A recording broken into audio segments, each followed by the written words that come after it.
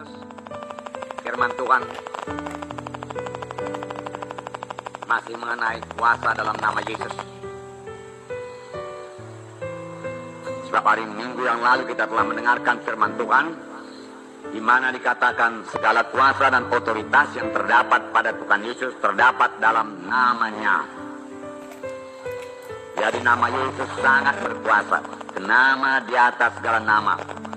Nama di mana setiap setan, iblis mesti tunduk. Sepanjang kita memakai dalam nama Yesus tersebut dengan iman, tidak merupakan sebut-sebutan saja, tetapi kita mengenal kuasa yang ada di balik nama tersebut. Kalau kita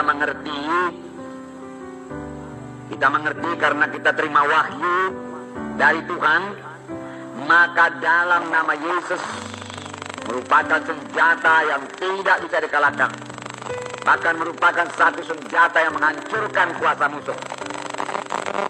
Kuasa itu telah diberikan Tuhan pada gerejanya. Nah, di dalam nama Yesus terdapat segala otoritas, terdapat segala kuasa yang kita butuhkan untuk mematahkan setiap serangan setan, untuk mematahkan tipu daya setan, dan kemudian mengusir setan tersebut dari keluarga kita, dari rumah tangga kita, dari kota kita, dari bangsa kita. Amin, saudara. Dalam nama Yesus. Nah, nama Yesus penuh kuasa, tidak dapat dihancurkan dan tidak dapat berubah. Tuhan mengendaki kita bergerak dengan kemenangan.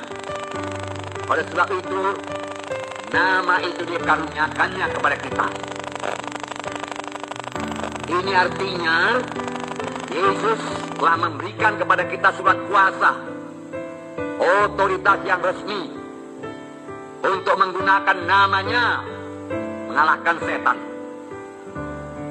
Dalam Markus 16 ayat 17, saya membacakan, inilah dia. Tanda-tanda ini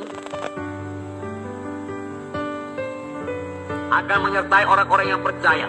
Mereka akan mengusir setan-setan demi namaku. Mereka akan mengusir setan-setan dalam nama Yesus. Biarlah kita mengenal pekerjaan setan.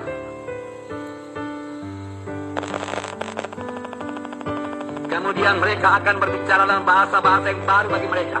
Dalam nama Yesus mereka akan berbicara dalam bahasa-bahasa yang baru bagi mereka. Mereka akan memegang ular di dalam nama Yesus. Ular itu lambang daripada kuasa kegelapan, lambang daripada setan. Bukan memegang ular-ular seperti semak-semak, itu bukan. Tetapi kita yang menguasai setan. Kita yang menghalangi pekerjaan setan. Amin.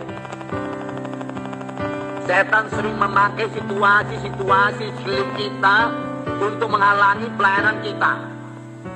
Dalam hal itu kita yang menguasai dia. Bukan situasi itu yang menguasai kita. Kita yang menguasai situasi. Amin. Di dalam nama Yesus. Ini berarti dalam nama Yesus situasi bisa berubah. Keadaan bisa berubah. Di dalam nama Yesus. Karena Yesus masih di atas takhta. Dia memegang kendali, dia memegang kuasa. Sepanjang kita memiliki iman kepada Tuhan Yesus di atas tahta yang memegang kendali, yang bisa mengubahkan keadaan-keadaan di sekitar kita, sehingga keadaan itu menguntungkan kita, memberi berkat bagi kita, ya, melancarkan pekerjaan Tuhan, menghasilkan pekerjaan Tuhan. Pakailah dalam nama Yesus. Jadi kita tidak memandang pada keadaan sekitar kita seperti Tuhan Yesus menghadapi angin dan gelombang, mulai ketakutan. Ya. Tetapi Yesus sama sekali tidak bimbang, tidak takut, bahkan dia tertidur. Sebenarnya Tuhan Yesus sudah berharap ya murid-murid sanggup mengatasi situasi tersebut. Tetapi nyatanya murid-murid belum sanggup. Lalu Tuhan Yesus menengking murid-murid. Mengapa kamu takut? Di mana imanmu? Mengapa kamu bimbang? Kemudian Tuhan Yesus bangsa, dia menghardi angin, menghardi danau dan tenang. Nah, kuasa seperti itu ada dalam nama Yesus. Amin. Nama Yesus dikaruniakan kepada gereja, kepada saudara dan saya. Amin. Berarti genap apa yang dikatakan Tuhan, pekerjaan yang aku kerjakan akan kamu kerjakan. Begitulah besarnya kuasa yang diberikan kepada kita. Nah, Kisah 4 ayat 7. Kisah 4 ayat 7. Lalu Petrus dan Yohanes dihadapkan kepada sidang itu dan mulai diperiksa dengan pertanyaan ini. Dengan kuasa manakah atau dalam nama siapa kamu bertindak demikian? Bahkan imam-imam mengerti kuasa itu sama dengan nama. Nama itu berkuasa. Oleh sebab itu dengan nama siapa kamu berbuat ini? Dengan kuasa siapa atau dengan nama siapa? Maka jawab Petrus penuh dengan Roh Kudus. Rupanya Petrus melaksanakannya dengan penuh dengan Roh Kudus, dengan banyak berdoa. Dia berada dalam urapan Tuhan, dalam pimpinan Tuhan. Dia tahu apa yang dia perbuat. Maka jawab Petrus penuh dengan Roh Kudus, sebagai pemimpin umat dan tua-tua, jika sekarang kami harus diperiksa karena satu kebajikan pada seorang sakit dan harus menerangkan dengan kuasa manakah orang itu disembuhkan, maka ketahuilah oleh kamu sekalian, oleh seluruh umat Israel, bahwa dalam nama Yesus Kristus orang Nazaret yang telah kamu salibkan, tetapi yang telah dibangkitkan Allah dari antara orang mati, bahwa oleh karena nama Yesus itulah orang ini berdiri dengan sehat sekarang di depan kamu. Jelas, tidak ada disembunyikan. Rahasia dibukakan di sini. Kamu tanya dengan kuasa manakah kami berbuat mujizat itu? Dengan kuasa manakah orang itu sehat dan kuat dan berjalan? Ketahuilah oleh kamu sekalian, oleh seluruh Israel, bahwa dalam nama Yesus Kristus orang Nazaret yang kamu salibkan tapi dibangkitkan Allah dari orang mati, dari antara orang mati, bahwa oleh karena Yesus itulah, karena nama itulah, orang ini dengan sehat sekarang berdiri di muka kamu. Karena nama Yesus.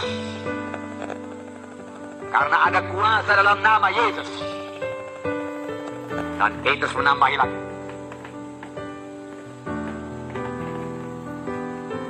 Dan keselamatan ayat 12, dan keselamatan tidak ada dalam siapapun juga selain dalam Dia. Oleh sebab di bawah kolong langit ini tidak ada nama lain yang diberikan kepada manusia yang olehnya kita dapat diselamatkan. Dan dalam nama Yesus itu, Petrus berkata, bukannya terdapat kesembuhan tetapi juga keselamatan. Ada terdapat dalam nama Yesus.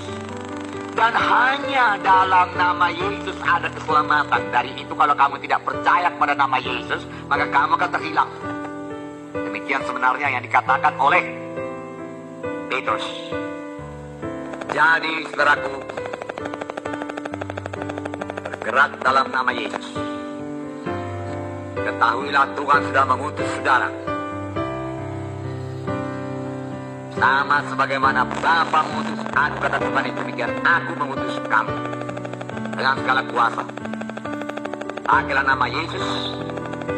Ketahui Tuhan menyertai saudara, dan Dia akan menyatakan kuasanya dalam pelayanan saudara tiap kali saudara memakai nama Yesus. Amin.